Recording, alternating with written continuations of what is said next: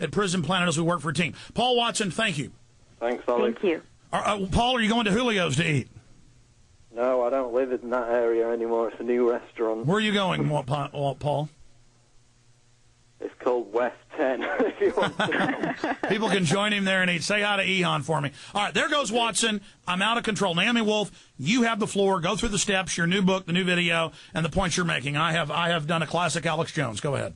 Sure thing. Well, I'm grateful to you. And it is, I guess what I do want to say is we're in a time where this kind of brainstorming among citizens, not just us, but, all of my readers, all of your listeners and readers and viewers, we all have access to information that we need to educate one another about and use our critical intelligence about it and find solutions among ourselves, because clearly we can no longer trust many of our state-supported or corporate-supported institutions to do it for us. So this is exactly what people should be doing across the country, is bringing each other information and checking it out and planning for action.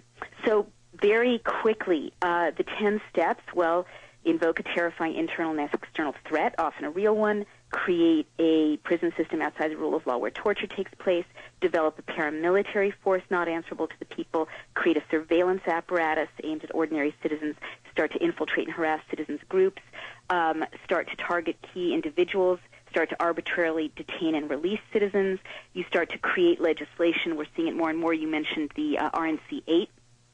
Legislation that criminalizes speech or expands the definition of terrorist or traitor or spy so that ordinary citizens who are engaged in dissent get criminalized. Then you start to see restrictions of the press, like the arrests of journalists we spoke about. And finally, we're at step 10, which is subvert the rule of law and make it easier to declare martial law. And so to just make sure that I tell you the hopeful news, it's that I did, since we last spoke, Alex, study times and places where citizens effectively fought back against encroaching darkness of this kind. And so I learned what always works. And I offer citizens in Give Me Liberty, which is the sequel to The End of the American, which is just out now, exactly those lessons from other times and places where citizens did fight back as real patriots and revolutionaries. But I also go to the founding generation, ordinary people from all walks of life who were captivated by this vision of liberty we were supposed to inherit. And I go back to the 7 core principles we're supposed to hold on to as Americans in a time of crisis like this, and in a time where we're being bombarded with what I call fake patriotism to accept what I call a fake democracy, a sham of a democracy. And finally, I give citizens at the end of Give Me Liberty 55 action steps they can take in building this new army, a transpartisan army of patriot revolutionaries, taking back the power that we should be having. Oh, I love that term, transpartisan. Yeah, it's important. No longer being... okay, now go back to Posse Comitatus, the points you were trying to make earlier when I kind of went off the rabbit trail of ferreting documentation for you. And then later I did find the AP article, and it's exactly as we said. And, well, I'm so glad, but in the meantime, just before I go back to it, why... I mean, I feel stupid asking you this because I'm in the mainstream media, but why aren't any mainstream news outlets covering the deployment of the 1st Brigade? The ACLU just filed a Freedom of Information request demanding to know where they are and what they're here for. But I'm just gobsmacked that there's no independent reporting. And the one thing I was wondering is, do you think it's classified? I mean, are journalists in a position that they're not reporting on it because it's considered classified? Yeah. What's your view of it? Yes, and we have the classified documents fell into our hands because an FBI agent on the day before Thanksgiving in just south of Temple on I-35, the Army came up and told Mike Hansen, my camera guy who was driving back from visiting family, to turn his camera off, and Mike refused. So the FBI showed up an hour later and gave him classified documents by accident. And then they Are you serious? No. They had gotten Mike's number. That they had asked for it, and he gave it. And they called a few hours later after he left his cell phone demanding it back. In fact, get me Mike Hansen. I'm gonna later in the next hour we'll get Mike on. I mean, there's video of all this, Naomi. It's on video. The FBI pulling up and giving it to him. They completely screwed up. Right, but why? How does this go to why journalists aren't covering the deployment of the 1st Brigade? because their editors, I mean, it came out that Bush has spent billions a year on fake news reporters and Operation Mockingbird. But again, in intelligence, and I know you know this, I'm just for the audience, and I know most of them know it. The point is, in intelligence, you can always hear the official propaganda from the mountaintop, but then you can go on the ground and assess it and observe it. And I mean, I remember in 1999 going to Urban Warrior. This is bipartisan. This is the military industrial complex, COG, continuity of government. And there are the Marines training with role players, over 200 of them, with foreign troops, screaming, "I'm an American, please no, not the camp." And then the Marines were allowing me to videotape. Well, first off, let me explain this. They had journalist tours to the part of the city and a university that was shut down for the urban warfare drills, practicing taking over an American city. And for journalists, they would say, "This is for Bosnia, this is for Macedonia." But then I sent people in, local activists, because they knew who I was. The Marines wouldn't let me get in there. I sent in activists posing as citizens who wanted a tour. And for them, they would show Marines doing interrogations. "Where are you from?" "I'm from San Francisco." "Where'd you get the weapons?" And so then I would watch. This is all on video, by the way. So we sent infiltrators in.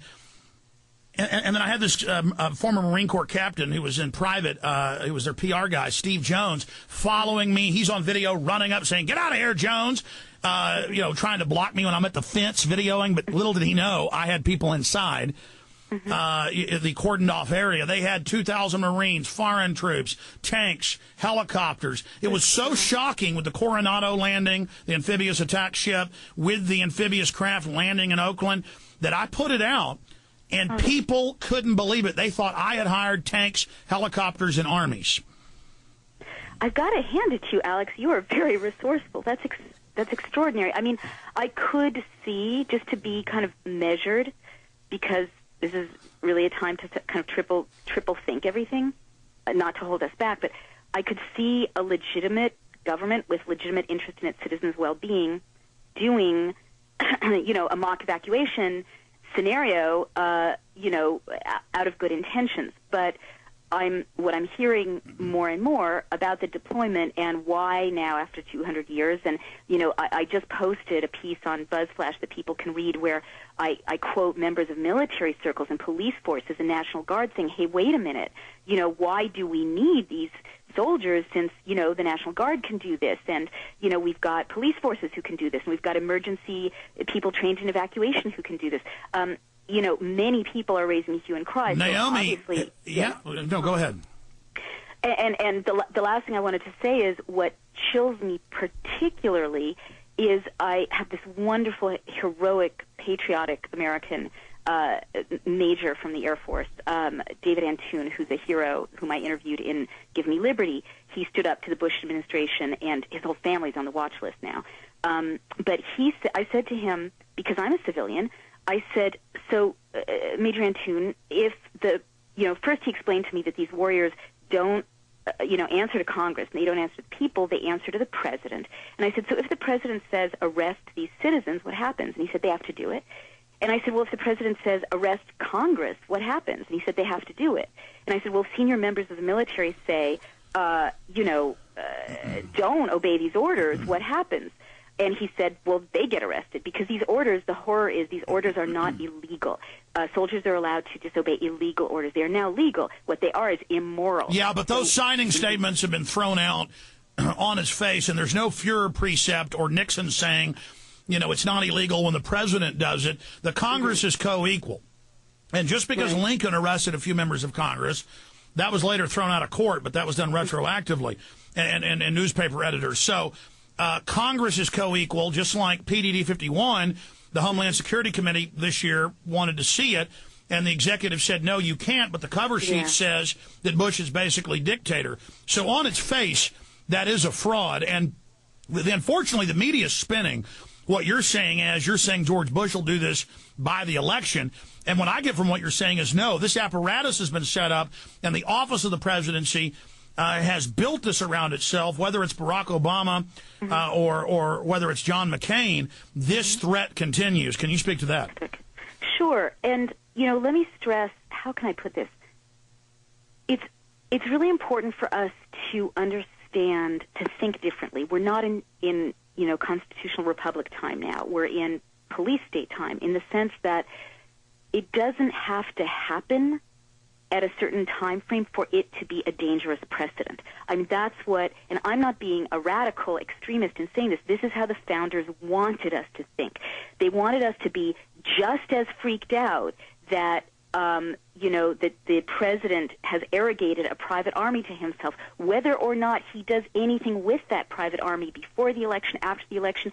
They want us to freak out that has taken place, because it upends this delicate system of checks and balances and this absolutely delicate fabric of freedom that we have in America, or that we're supposed to have, in which we do not face soldiers on our streets, in our homes, terrifying